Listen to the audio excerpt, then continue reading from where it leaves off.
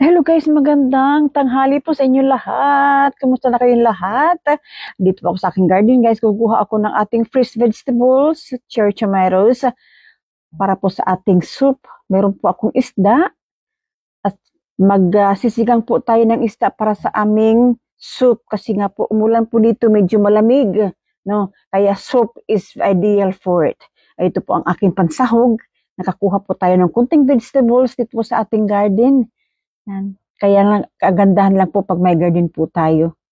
Ayan po. Fresh po yan. Yan. Ito na nga po ang ating vegetables na nakuha natin sa ating garden. Meron po ako ditong fish with bones. Of course, yan, mas masarap kasi pag may bones talaga ang ating fish. May tinik ba? Ayan. Yun. Ito na po ang ating sasahugan. No? Ayan. Dalawa lang naman po kami. Ito na po ang ating vegetables. Nakuha na po ating malaking kamatis kasi nga para bago siya bumagsak kasi umulan. Kasi hinog na po siya. Meron po tayong cherry tomatoes varieties. Kasi ang times po ng kamatis natin. Nakakuha na po natin ang ating squash. Sarap po ng squash. Yan, di ba? Fresh na fresh po yan. Organic po ang ating vegetables, guys. Ito naman po ang ating male bulaklak ng ating squash. Kukunin natin, kinuha natin ang gitna niya kasi gano'n naman talaga pagka, pag magugulayin, kukunin po yung gitna niyan.